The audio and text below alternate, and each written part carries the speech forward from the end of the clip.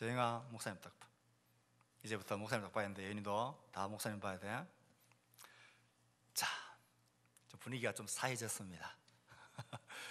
예. 제가 최근에 예배란 주제에 관해서 마음이 가는 이유가 있습니다. 예배의 회복이 없인 신앙생활 회복이 없기 때문에 그렇습니다.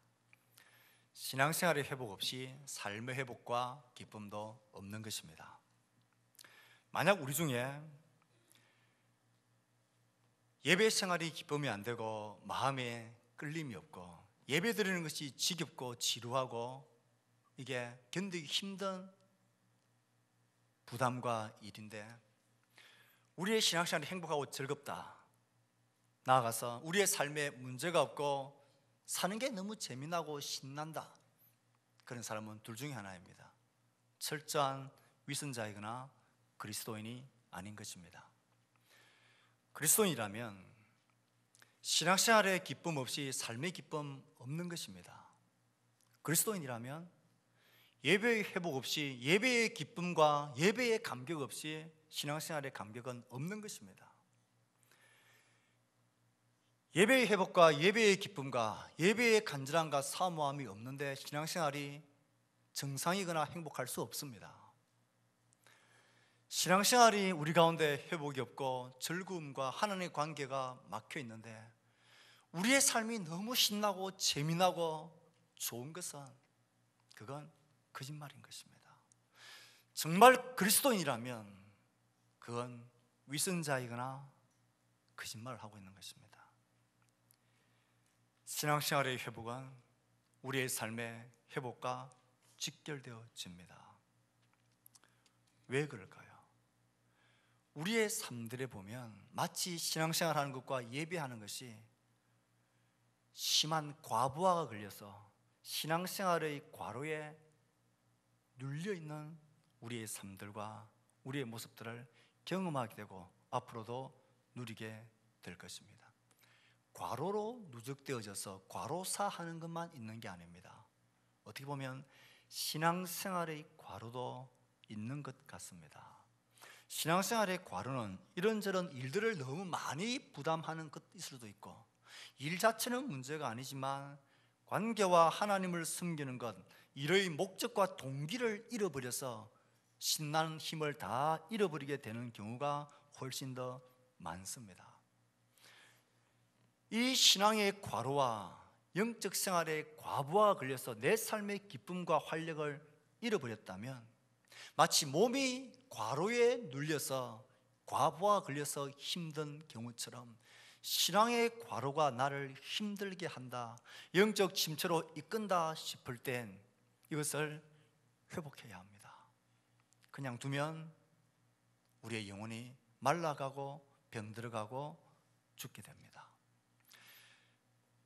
과로사하기 전에 과로사를 피하기 위해서는 어떻게 합니까? 이를 몸이 너무 피곤해서 너무 과로로 시달려서 우리 몸이 쓰러질 지경이 되면 어떻게 합니까? 쉬어야 합니다. 일을 줄여야 하고 강도를 낮추어야 하고, 그것도 안 되면 잠시 병가를 내어서라도 쉼을 가져야 합니다. 그런데 쉼만 가지고 있다고 회복되는 게 아닙니다. 쉼과 함께 반드시 있어야 될 게 바른 진단을 받고 영양을 공급받아야 돼요. 그래야 과로에 쌓여서 회복이 되는 거예요. 쉼과 함께 영양을 공급받아야 정상적인 회복이 되는 거예요. 신앙의 과로도 꼭 마찬가지입니다.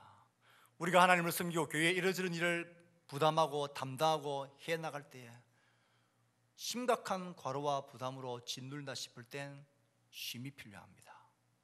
혹 강도를 낮추는 게 필요합니다. 양을 줄이는 게 필요합니다. 저는 그것이 때때로 필요하다 생각 들어집니다. 그래서 안식년이라는 것도 있기도 하고, 또 우리의 일들과 이런 생활들을 잠시 줄이는 것 필요하고, 그 쉼의 시간을 가지는 것 저는 중요하다고 생각을 합니다. 그런데 쉼만 해서는 되질 않습니다. 쉼과 동시에 영양을 공급을 받아야 합니다. 바른 진단을 받고 바른 영양을 공급을 받아야 합니다. 그래야 회복이 되어지는 것입니다. 그런데 우리가 자칫 잘못하면 쉼은 잘 하는데 두 번째 조치인 영양을 공급받는 일을 소홀히 합니다. 그게 우리의 문제입니다. 정말로 나의 상태가 영적인 과로, 하나님을 숨기는 그 바른 길에서의 과로로 내 마음이 심령이 힘들면 쉬고 줄이고 강도를 낮춘과 동시에 그것으로 생겨지는 시간적인 혹은 몸적인 여력과 여유를 어디에 쏟아야 되느냐? 하나님 앞에 서서 하나님을 바라보며 바른 진단을 받고 하나님을 예배하며 하늘로부터 임하는 영적인 영향을 공급받는 일에 마음을 쏟으셔야 합니다. 그래야 회복이 됩니다. 그런데 우리는 그게 잘 되질 않습니다. 첫 번째 것은 누가 말하지 않아도 합니다. 그런데 두 번째 조치로 나가지 못하는 게 우리의 약점입니다. 하나님으로부터 임하는 영적인 영향을 공급받는 길, 그 중에 핵심적인 게 하나님 앞에 예배를 힘쓰고 갈망하며 회복하는 것입니다. 예배란 바로 하나님 앞에 자신을 서는 것이기 때문입니다.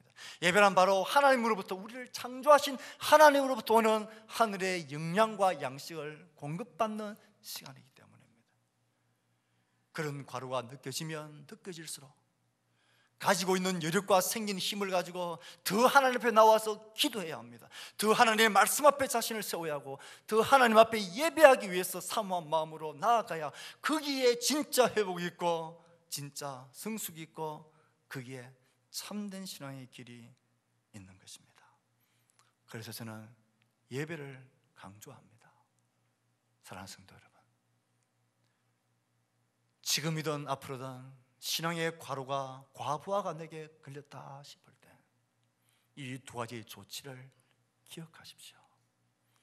그래야만 바른 회복과 성장이 있다는 사실을 잊지 마시고, 어쨌든 그럴수록 더욱더 힘을 내어서 다른 것은 줄이고 봉사는 줄이고 사역은 낮춰도 되지만 하나님을 예배하고 하나님 앞에 서는 그 몸부림만큼은 절대로 포기해서는 안 됩니다. 더 기도해야 되고 더 하나님 앞에 매달려야 되고 더 하나님께서 나에게 하시는 말씀들과 하나님으로부터 오는 그 말씀 앞에 나 자신을 세워야 합니다.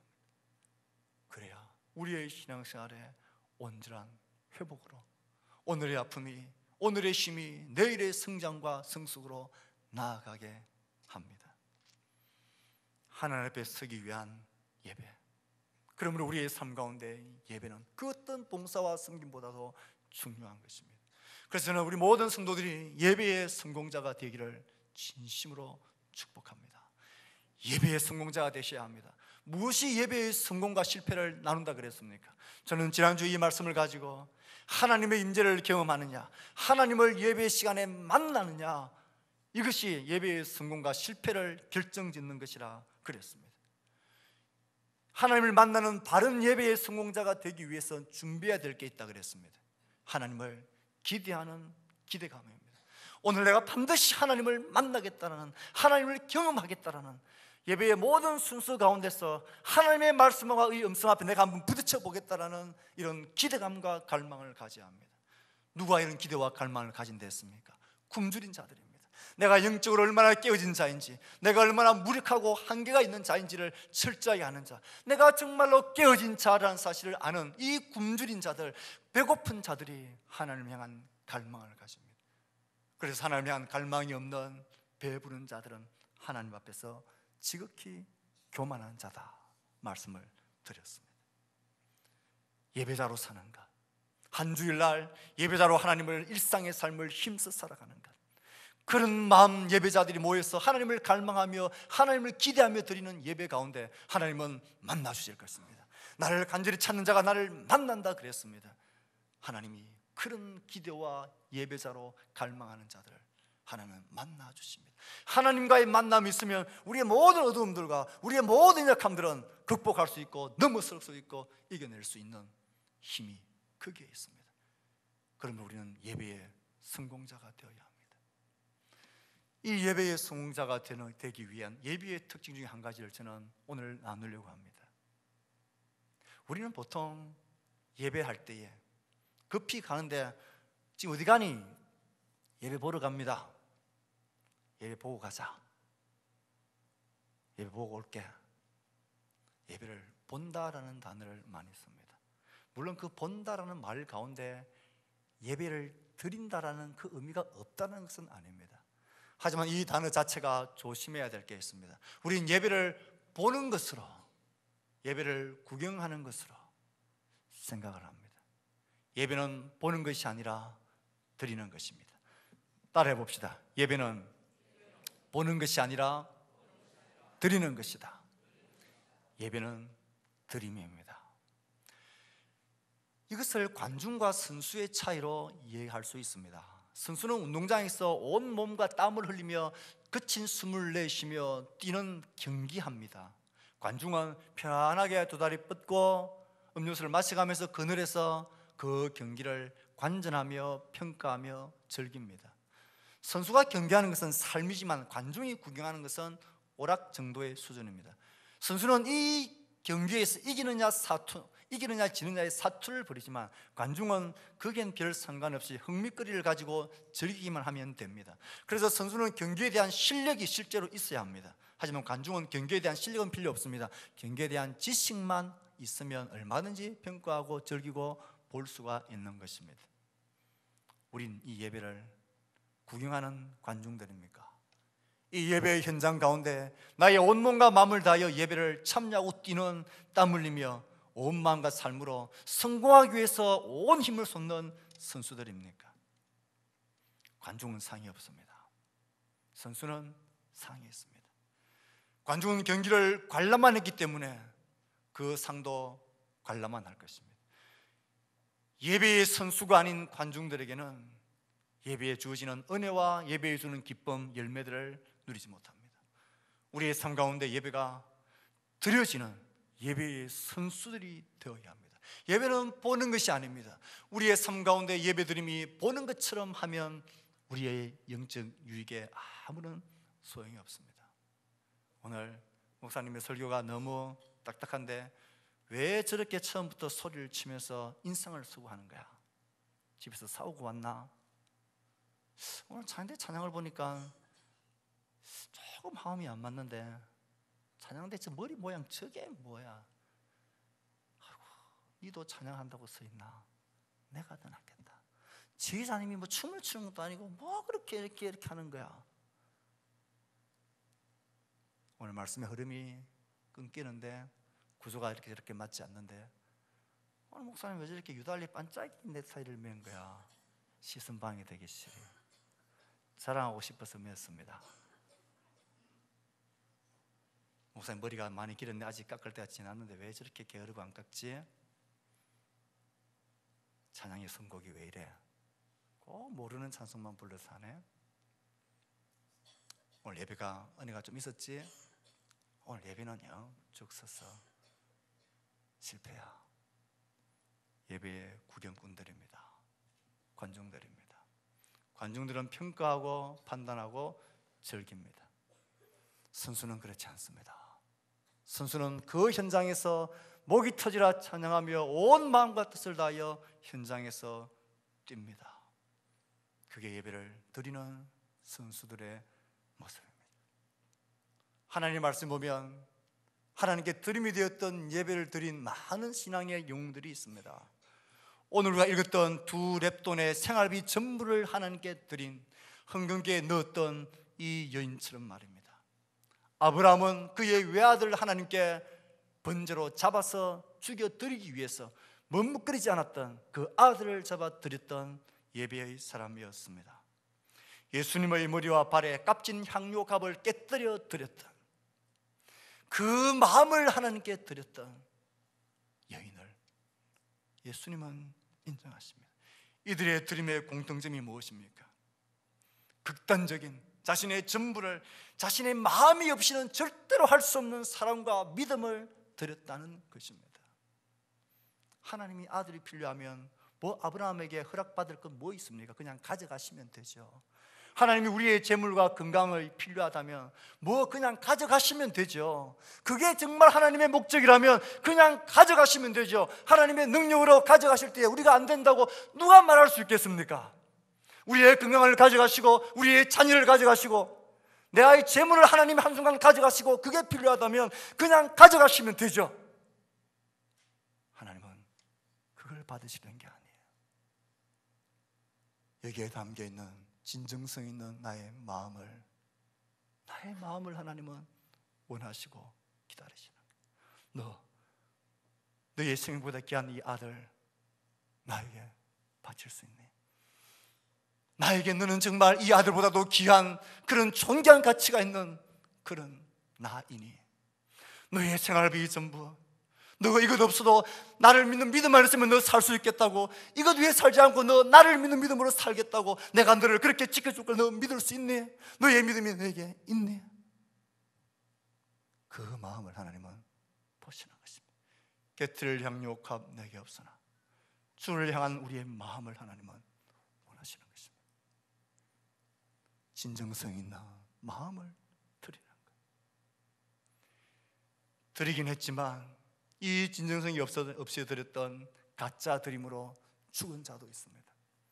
아나니아와 삽비라는 사람들의 시선과 사람들의 호응과 박수와 경건의 소리, 칭찬의 소리를 사모하며 하나님 앞에 밭을 팔아 많은 헌금을 드렸지만 그는 마음 없이 진정성 없이 하나님 앞에 섰고 하나님을 섬겼고 하나님 앞에 드렸던 그 모든 것들로 인하여 그는 오히려 잘못 드림으로 죽임을 당했습니다.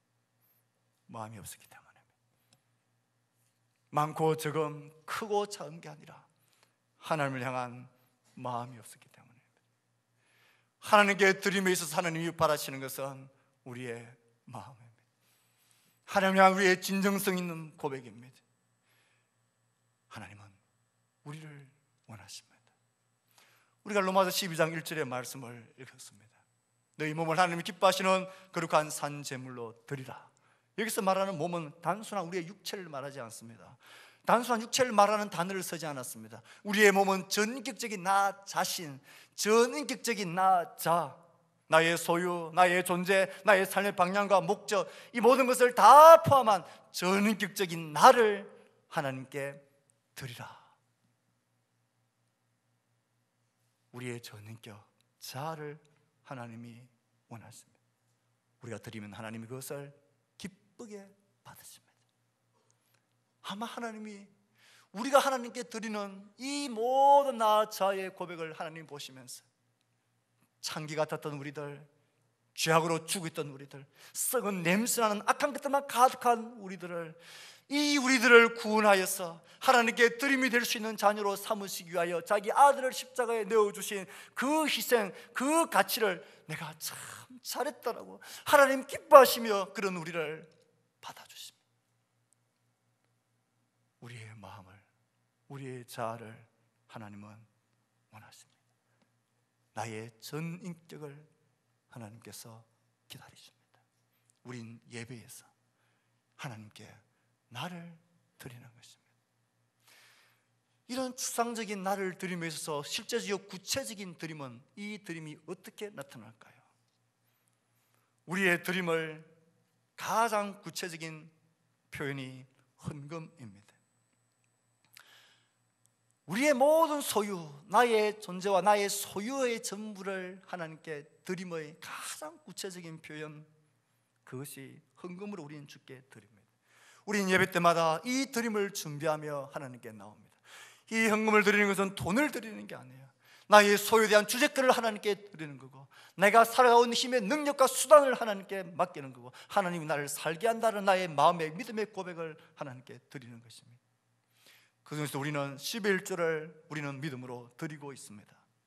헌금 생활의 대표가 저는 11조헌금이라고 생각을 합니다.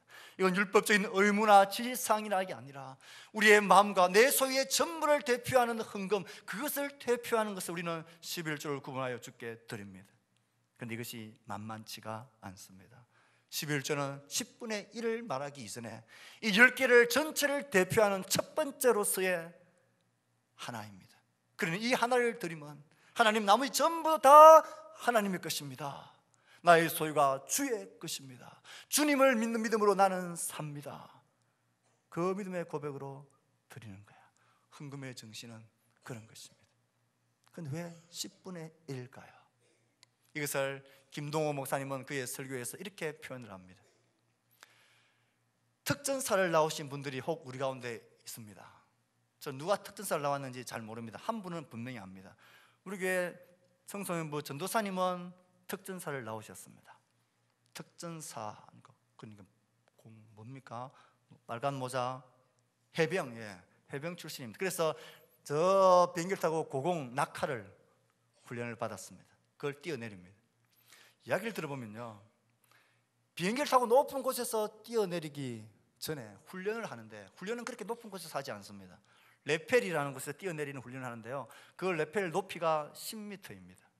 10m 위에 사람이 딱 올랐으면 키가 있기 때문에 보통 11m 정도가 되는 거예요.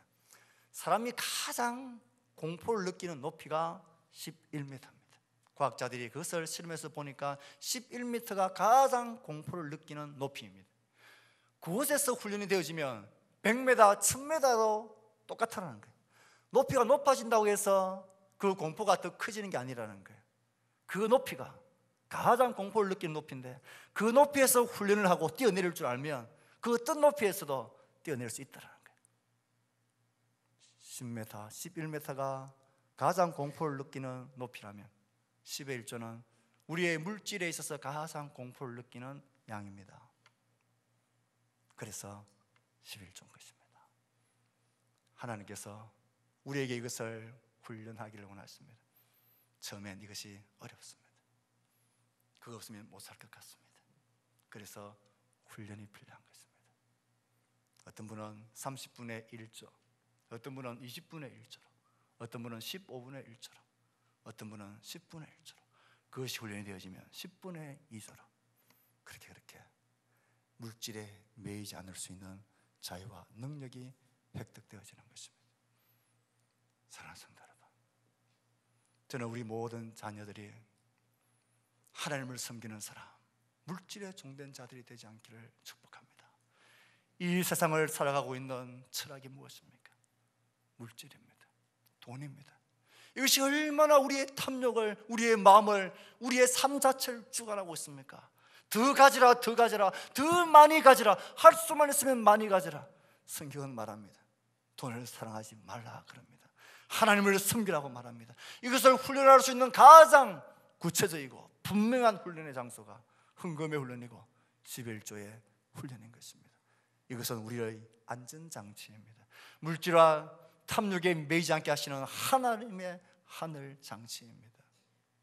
우리는 헌금을 드림으로써 내 소유의 주제권을 하나님께 드리는 것입니다. 내 영혼이 주께 매여 있기를 헌신하며 드리는 것입니다. 또 나의 존재를 가장 대표하는 것, 소유의 존재의 대표가 물질이고 헌금이라면 나의 생명과 살아가고 있는 이 삶의 대표는 무엇이겠습니까? 시간이라고 생각합니다. 오늘을 사는 것, 이 시간을 산다는 것, 이 시간에 내가 지금 생명을 가지고 살아가는 거예요. 우리가 하나님 앞에 예배하기 위해서 시간을 들여서 이 자리에 나와 있다는 것은 나의 삶과 생명의 시간을 하나님께 드리는 행위입니다. 그래서 저는 어떤 성도가, 우리 남편은 예배만 시작하면 잔대요. 예배만 시작하면 교회가 그렇게 편안하대요. 그래서 잔대요. 저렇게 잘 밖에는 집에서 그냥 편안하게 자는 게 좋지 않겠냐. 그냥 의자에 앉아서 꾸벅 졸다가 눈치도 보이고 불편하고 그렇게 할 바에는 그냥 집에서 편안하게 자는 게 더 낫지 않겠느냐. 아닙니다. 교회 와서 불편하게 자더라도 예배의 자리에 나와서 자는 게 훨씬 100배 1000배 낫습니다. 왜요? 예배하기 위해서 이 자리에 나와서 하나님께 시간과 몸을 드리는 것 자체가 하나님을 향한 우리의 신앙의 고백이기 때문에 그렇습니다. 하나님, 내가 살아가는 것, 나의 생명, 나의 삶, 이 시간은 주님의 것입니다. 주님 때문에 내가 사는 것입니다. 그래서 우리는 예배의 시간을 소중하게 여기는 것입니다. 아이들이 예배의 말을 잘 알아듣지 못하더라도 예배의 자리에 앉아있는 것 자체가 나는 지금 하나님께서 내 삶을 살게 하시는 나의 생명의 주인이 하나님이다라는 것을 고백하는 생명의 고백으로서 우리는 주께 드리는 것입니다. 시간을 드립니다. 지약하지 말아야 합니다. 더군다나 결석하지 말아야 합니다. 저는 예배의 자리에 성도들이 보이지 않으면 마음이 정말 안타깝습니다. 왜요? 두 가지 이유 때문입니다. 한 가지는 예배의 자리에 나오지 않는다는 것은 반드시 영적인 병이 들었거나 문제가 있다는 신호이기 때문에 그렇습니다. 교회에 와서 이런저런 문제와 이런저런 일들을 하면서 혹은 부딪히거나 갈등할 수는 있습니다. 저는 그것 괜찮다고 생각합니다. 교회야 원래 죄인들이 모여서 서로 부딪히다가 깎아지고 다듬어지면서 하나님의 사람 되는 거니까 괜찮습니다. 죄인일수록 더 못난 사람일수록 교회에 와야 됩니다. 교회 오는 것을 좋아하기만 하면 그건 문제가 안 돼요. 그런데 예배를 결석하기 시작하면 이건 병이 든 거예요. 여러분, 자녀들이 그렇지 않습니까? 자녀들이 공부는 뛰어나게 잘 못하더라도 학교 가는 걸 너무 재미있어 하면 걔는 괜찮은 거예요. 오늘 급식 반찬은 뭐다? 이것은 달달달 외웁니다. 영어 단어는 못 외우는데 한 달치, 일주일치 급식은 점심 저녁으로 다 외우더라고요. 신기한 아이들입니다. 그것은 제일 눈에 잘 띄는데 딱 붙여놨습니다. 재밌대요. 학교 가는 게 재밌대요. 공부가 재밌어서 아니에요. 친구들하고 노는 게 재밌대요. 그래서 학교 가요. 그러면 괜찮은 거예요. 그런데 공부도 잘하고 잘하는데 이 아이가 어느 날 학교를 가기 싫어한다. 그러면 심각하게 대하셔야 됩니다. 그러면 문제가 있는 거예요. 아이가 학생이 학교를 가기 싫어한다. 그러면 문제가 있는 거예요. 성도가 교회와 예배 드리는 것을 어려워하고 고달프다하면 나의 영적인 문제가 있는 거예요. 그래서 제 마음속에 들컥하는 거예요. 또 한 가지 예배 시간에 보이지 않으면 안타까운 것은 저는 나름대로 제가 할 수 있는 최선을 다해서 한 주일간 말씀을 준비합니다. 여러분들이 마치 손님을 대접하기 위해서 맛진 음식을 정성스레 준비하는 것과 똑같은 마음입니다. 저는 요즘은 통 못합니다. 제가 계산해보면 한 3년에 한 번 정도 제가 이런저런 이유 때문에 집에서 밥을 준비해야 될 경우가 혹 있는 것 같아요. 3년에 한 번쯤인 것 같으니까 거의 안 한다는 소리입니다. 3년에 한 번쯤 그때 기억이 있어요. 제 나름대로는 레시피를 보면서 막 준비를 해서 이렇게 만들어서 하는데 제가 느낀 것은 시간이 참 많이 걸린다는 것입니다. 정말로 수고가 정성이 많이 들어간다는 것입니다. 제가 한번 하면 온 부엌이 막 난장판입니다. 어쨌든 반찬을 해서 만들어 놓았는데 정말 속상한 것은 이 자식들이 별로 맛이 없다라든지 깨삭깨삭거린다든지 다 준비되어졌는데 늦게 온다든지 이거 좀 하고요 밥 먹을게요. 그 소리가 그렇게 듣기 싫더라고요. 이렇게 정성스레 준비했는데 당장 와서 감사하다고 허겁지겁 먹어야 정상이죠. 예배 시간에 보이지 않는 성도를 보면 그런 마음이 듭니다. 여러분들은 어떤 말씀으로 들을지 모르겠지만 저는 제가 가진 능력과 제가 할 수 있는 최선을 다하여 말씀을 준비합니다. 밥을 짓듯이 찬양 선곡도 그렇게 합니다. 그리고 그 찬양 선곡을 계속 저는 흥얼거리고 불러봅니다. 그런데 보이지 않으면 안타까운 거예요. 그래서 여러분 우리 교회 홈페이지 들어가셔서 혹 주일 결석하신 분들은 여러분들 들으시라고 한 달치 설교 영상을 올려놓습니다. 꼭 말씀을 들으시고 예배해야 합니다. 우리가 시간을 하나님께 드리는 것, 예배하는 것은 우리의 시간과 삶을 그렇게 하나님께 드리는 것입니다. 하나님은 우리가 주께 드리기를 원합니다. 한 가지 말씀을 마무리하면서 우리가 기억해야 될 사실이 있습니다. 우리가 하나님께 드리니까 이 드리는 것에 대한 오해를 하는 경우가 종종 있습니다. 내가 하나님께 나의 재물의 모든 소유권을 드려서 하나님 앞에 헌금을 드리고 나의 시간과 정성을 다해서 이 예배의 자리에 앉아서 하나님께 예배를 드리면 하나님은 당연히 받아주셔야 마땅하고 당연히 받으시고 당연히 우리에게 그에 걸맞는 은혜와 복을 주셔야 마땅하다. 다른 식으로 이야기하면 나는 하나님께 드려준다, 하나님을 믿어준다, 예배에 참석해준다, 예배를 드려준다, 헌금을 해준다, 봉사를 해준다, 사랑을 해준다, 신앙생활을 해준다, 믿음을 가져준다라는 식으로 드림의 주도권을 내가 쥐고 있으면 큰일 난다는 것입니다. 예배는 드림입니다. 하지만 이 드림이 진정한 드림이 되게 하는 것은 우리의 드리는 것들이 놀랍고 화려하고 크고 엄청난 하나님이 감동 먹으셔서 받으실 수밖에 없는 것이어서 받는 게 아니에요. 이 부족하고 연약하고 바보 같은 우리들이 그래도 드린다고 하나님께 우리의 마음을 담아서 드리는 이 작은 것들을, 보잘것없는 것들을 하나님이 기뻐하시며 받아주심에 우리의 드림의 의미가 살아나는 거예요. 예배의 자리에 와서 우리가 무슨 엄청난 것을 해야 하나님을 감동 먹일 수 있겠습니까? 우리가 무슨 이 우주를 만드신 하나님께 감동 먹일 만한 놀라운 것, 그런 것이 도대체 어디에 무엇이 있겠습니까? 그런데 하나님은, 우리의 마음을 아시는 하나님은 우리의 입술의 고백과 우리의 피곤한 삶 가운데도 이 시간과 생명을 드리며 하나님께 나오고, 내 삶도 능력치 못하고 정말 쪼들리는 삶이지만 내 모든 소유의 주제권이 하나님께 있음을 고백하고 헌금을 드리는가, 나를 하나님께 드리는가, 그것을 보시면 하나님은 감격하시며 받아주십니다. 기뻐 받아주신다는 거예요. 이게 예배의 드림이 드림되게 만드는 결정적이고 전부입니다. 우리는 하나님이 우리를 받아주셔야만 하는 게 아니라 그의 은혜와 사랑으로 우리를 하나님께서 받아주십니다. 우리는 어두움이라서 빛에 도무지 가까이 갈 수 없었던 자들이었는데, 창기와 같은 자들이었는데, 하나님이 그런 우리를 자신의 아들의 핏값으로 백성 삼아주셨어요. 그의 순결한 신부로 삼아주셨어요. 그의 사랑받는 자녀와 그의 아들로 삼아주셨어요. 그런 우리들이 주께 드리는, 조그만 손으로 드리는 우리 자신의 이 고백을 하나님이 이 예배의 자리에서 기뻐하시며, 우리 손자 손녀들이 재롱을 뜨는 것을 할아버지 할머니들이 기쁨에 겨워서 이 아이를 안아주는 것처럼 하나님이 그렇게 우리를 받아주시는 현장이 예배의 시간입니다. 우리의 예배의 드림이 되는 것은 이 하나님의 받아주심 때문입니다. 이 사실을 평생에 잊지 마시길 바랍니다. 교회를 힘들게 하고 교회가 시험이 들어서 목사파와 목사 반대파가 나뉘어지게 되면 어떤 악한 일들이 현상이 생기느냐, 이런저런 일들이 많지만 그 중에 이런 일들이 생깁니다. 목사님이 저렇게 고집을 피워 우리 뜻을 같이 하는 사람들이 몇 명이 한번 모아보자. 보통 교회는 소위 말해서 굵직굵직한 사람들이 그런 일들에 동참을 합니다. 헌금을 많이 하는 분들이란 말입니다.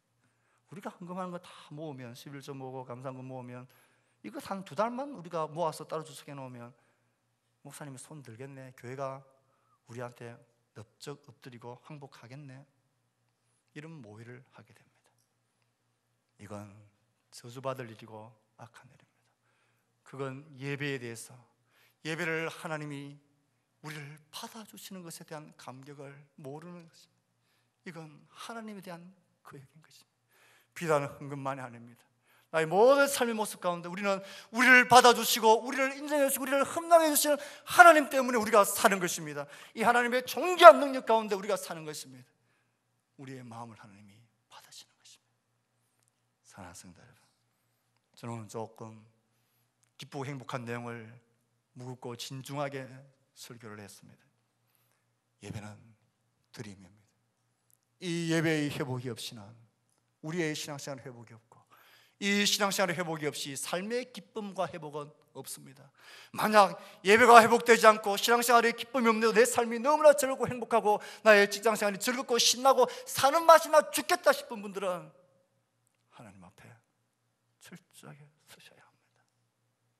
성도는 예배 없이 살 수 없는 자들입니다. 예배자로서 살지 못하는 성도는 성도가 아닌 것입니다. 우리 모두가 온 평생을 예배하는 자로, 하나님을 예배하는 자로 살게 되기를 축복합니다. 우리의 드림을 하나님이 감격하시며 받으시는 현장이 예배입니다. 이 예배가 우리 가운데 살았게 되고 감격이 되고 감사가 되고 하나님을 기뻐하는 예배가 되기를, 주께 드리고 받아짐이 되는 예배가 되기를, 이 예배의 드림에 한 사람도 예배가 없게 되기를 진심으로 주의 말씀으로 축복하고 권하고 복을 빕니다. 기도하겠습니다. 우리가 주신 말씀을 생각하며 다짐하고 헌신하는 기도를